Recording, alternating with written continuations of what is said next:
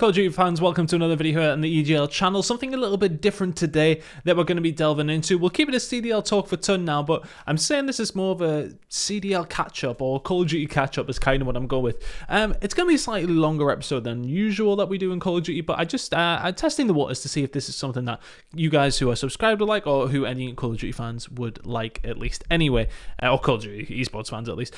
First of all, before we delve into this, let's just bring the picture of what I did to my monitor this morning by swinging this very heavy, very expensive Shure mic into my very heavy and very expensive monitor as well. There's a huge crack on the screen, and I'm very sad. I can still thankfully see on it at the moment in time, but new monitors incoming very, very shortly. But at the same time, I just wanted you to sort of feel my pain. If I seem a bit down in the dumps in this video, it's because I am. Anyway, so the premise of this new show I'm kind of doing, I might start running this live actually, it could be something that is a conversation sort of carried on through. The idea is basically to go through Reddit essentially and have a look at some of the clips that have been coming out of the Call of Duty scene and some of the news that have been coming out of the Call of Duty scene, react to it, some of the clips, etc, etc. It's supposed to be like a sort of a funnier, more relaxed side of the story, and then of course we move into some of the news where we'll talk about my opinions on what's happening and sort of discuss it on a level of whilst we're still going through it. So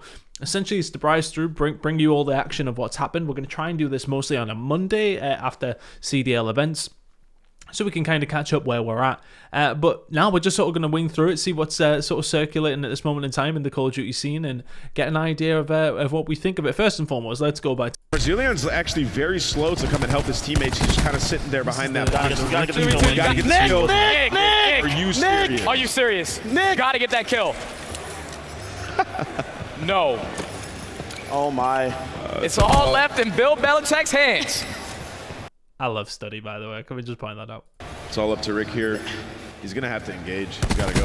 There's one. Oh, wait. Heal up. 1v1. Oh!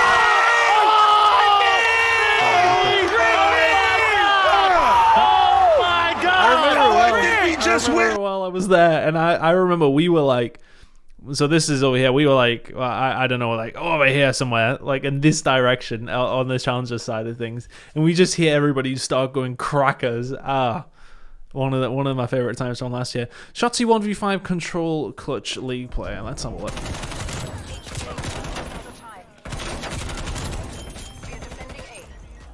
This is the type of people I run into in league play.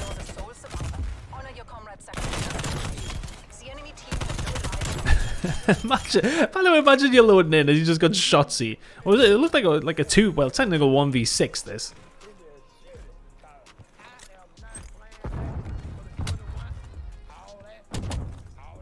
Knows exactly where they are. There you go. There's one. Give me a second. My goodness. No. That third kill is ludicrous. The guy's insane. Let's keep moving. It's from Zinni. We actually have Draza. We want to get sort of. He's a good one. Draza's always good to have on. He's a very smart player. Yeah, we want to analyze some of Draza's communication with the thieves, right? It's very important to listen to a professional communicate and sort of just analyze that. So Draza, we'd love to hear something. Take it away. It seems there's technical difficulties getting Draza on. He should be here any second. Unfortunately, his mic's fucking up. Any second, I think Draza will be joining us. He's gonna have some great communication for us. Oh my God, bro. Draza, we're good to have you on. I'm sorry to. Are you there, Draza? Draza, we're gonna get you on, buddy. I know your mic's fucking up, but Draza, take it away. Draza, you there? You there, Draza? You there? Have I missed something? Here. He's here. Don't worry, guys. He's here. Why am I fucking laughing? Jesus, go, bro. It seems like we're having serious technical difficulties here, folks. We can't get Draza on the line. We cannot. Are you there, buddy? Buddy, are you there? Draza, is that you? Are you there, buddy? 10 seconds gonna kill, I spawn out. Alright, 8 seconds gonna kill, I spawn out. Alright, never mind, it's gonna kill. That one's lost to me, I'll be honest, Zinni. I mean, I know it's just these two losing it, essentially, at their own crack. Hilarious. If LAN is back with some fan capacity, which is something we're going to get into, I expect better unit match the London Hivers. Give the vote to Ninja! Give the vote to Ninja! La la la la la la la. Give the vote to Ninja! Give the vote to Ninja!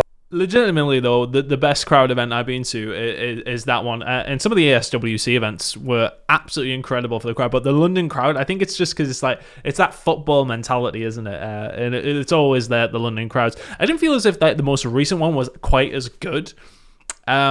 I feel as if because they spaced it out a bit too much. I think, with the copper box being the usual spot where things are hosted, you got to keep it enclosed and keep it kind of like a cauldron, isn't it? You got to keep that close, and that's why they were so good.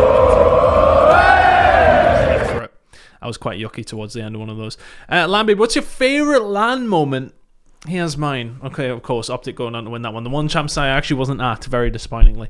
My favorite LAN moment, I think it very well could have been towards the end of World War II, and I think it was that series between TK and I want to say it was LG they were up against.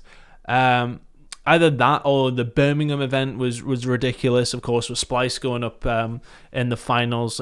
Crazy one. There's so many different ones. Let me know about your favorite LAN moment below, but that one is probably going to be very much up there towards the very top for a lot of people. Let's move on. See, this is a conversation that we're going to be having very, very shortly. That we're going to be talking about the whole LAN announcement that kind of came out last night. Horrific LAN players acting as if the excited LAN is back. It's a conversation we're going to be having. Look, just imagine the players that saw the LAN stuff and Shiver went down their spine, excited for the return. Slasher also coming in. Perfect time for LAN to come back. Oh, can't make it up. Yeah, of course. Unfortunate for Slasher. We'll go into this in a little bit, I suppose. And we'll talk about whether or not it's happening for a second. This whole scenario around players and talking about players who aren't good on LAN, etc., etc. And it sort of brings me to the conversation of, it's always the case of online players, online players this, online players that. Online players have usually always been alright. In fairness, we always have this conversation about some of these guys not necessarily doing as well as you would expect when it comes to going to LAN, but realistically, I've not necessarily thought to myself that things have went badly for many of these players in the past. Always, if you've played well online, you've always been pretty good at LAN. I kind of think it's like a placebo kind of thing with a load of players, but yeah, okay, well, we'll see how many of them are petrified. I think that's maybe directed towards Ultra, etc., etc. But let's jump into some of the more newsy side of things. So NYSL pursuing Sib from Atlanta Face. No surprise there, Sib has been playing fantastically in the Challengers Elite, and of course that leads us kind of onto more stuff about New York Subline. There's a lot of changes going on at this moment in time. So it's sounding like Hydra's going to be coming in. Sib could be going on the starting lineup potentially as well, so that's something to think about. And I think from NYSL's point of view, they're kind of fallen off quite drastically, and they need to try and keep up, and I think that's what a lot of these organizations are doing at this moment in time. It's to the point of where you need to try and keep up with what other people are doing. Other people are making changes and seeing them come off. Most notably, you look at Toronto. They make the change, they bring Insight in for methods. Everyone was like, what have you done that for? All of a sudden, they've won a championship. They've won a chip. They've looked so good as well, and Insight in particular looked fantastic. So I think a lot of these guys are going in with that new talent. And I think this is kind of taken over from them, those tried and trusted members, although I suppose NYSL doesn't really apply because it sounds like it is players who've just recently come in being the ones to change over. But it again goes back to the conversation I've had before of the risk isn't necessarily there as much anymore, is it? It's not like you go into these big LAN events, you might be, but it's like you're playing a lot of this online. It's a lot of weekly play, like league matches. It's like, if it doesn't work, it's not the end of the world. You're still going to be in the major. As long as you sort yourself for that point, that's kind of where you have to lean your head at. If you're an organization, you've got good time to practice during the online events that do happen throughout the next course of the next few weeks before we do get to that major, and then you have the opportunity to try them out. Not a bad plan from the subliners if they are going to be bringing in, well, it sounds like Hydra's definitely coming in, but bringing in Sib as well if they can get it. That would be very, very interesting. Would look like a terrifying team, especially under the tutelage of somebody like Clayster. So very, very interesting team. I presume it will be Hydra, Sib, Clayster, and Asim is what I'm looking at here. Paris has dropped Fire. Yeah, it doesn't kind of surprise me that much. He hasn't really been given a huge opportunity, but he hasn't been quite like cracking off like some of the other players that we have seen do very, very well as of recent. coming from the challenger side of things, Fire hasn't necessarily made that impression as much. So Temp coming in, I think it's a good pickup for Paris, to be honest with you. I think it sort of does put them in that right direction. We'll see how much it improves them. I think it's a sensible one, but of course, yeah, Temp has joined Paris Legion. Coming in there with obviously the marksman, the chosen one, young Kyrie. I will see how he does. Temp's one of those players that I think a lot of people do rate very, very highly. I've never really been a huge... I don't want to say a Temp fan. I think he's a funny guy, but I've never been one to sort of see that. He's always been all right from my point of view. Let's see how he does. I think, from a pure sort of statistical side of things, I think it should be an upgrade. Let's move on. These are 11 matchups we haven't seen this year. Not one team has faced everyone. And I thought about this actually when I was trying to make some bracket predictions, and I was going through CoD Gamepedia and having a look through and seeing what we thought of it. But I was looking at some matchups and these lot haven't played each other. So Empire against Gorillas have not played out. You'd expect Empire to win that one. Optic against Royal Ravens has not played out. So Optic you'd expect to probably go on to win that one. Thieves v Mutineers probably be a decent game. Mutineers v Ravens probably be a decent game. FaZe v Rock is an interesting one. FaZe v Surge, maybe not so much. Subliners versus the Legion. Again, I think that would be a relatively close game. Rocket really have not played a couple of players here. Rocket against Gorillas. Ravens against Legion. I swear that's happened. Obviously not. Ultra haven't played Surge or Gorillas either. I think Ultra probably win those ones. It's an interesting take, though, that all teams haven't played each other. So, I mean, it sort of gets you in that mindset of like, oh, okay, well, these matchups is very much an on the day, how teams match up against each other. It's an interesting aspect as we go into some of the other events. Now, we will talk about this LAN carry on now, how all the teams started, tweeting out saying, oh, LAN is back, LAN is back. Then you've got some guys that, I mean, Spence, player relations for the CoD League. Alex Penn, senior manager, global competition ops, doesn't have an idea what's going on apparently. I don't know if this is bait or if it is genuine. If it's genuine, that's a bit like, I mean, look, I mean, maybe some of the teams know more than the global operations head of the college. I don't know. I don't know if they're trolling. I don't know if the guys who are part of the CoD League are trolling. I think that's more than likely that right side of things. But of course, everything was dropped about LANs coming out, etc., from all the teams.